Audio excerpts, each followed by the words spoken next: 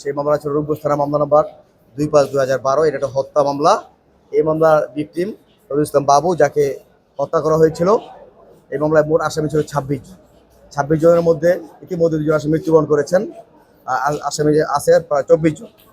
তো আজকে 21 জন সাক্ষীর সাক্ষ্য গ্রহণ হয়েছে। তার মধ্যে ডাক্তার আয়ু মেজা মামলা। এই মামলার ভিকটিম রবিউল ইসলাম বাবু, যাকে হত্যা করা হয়েছিল।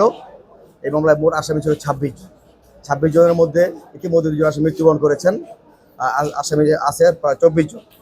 তো আজকে 21 জন সাক্ষীর সাক্ষ্য গ্রহণ হয়েছে।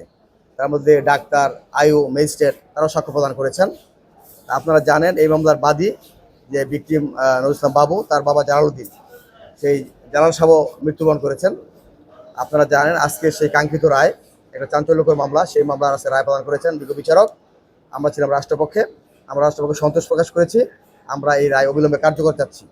যেহেতু এই মামলায় একজন আসামিকে মৃত্যুদণ্ড প্রদান করেছেন, সে আসামিটার নাম হলো আওলাদ হোসেন। আর যাবজ্জীবন দিয়েছেন 17 জন আসামিকে।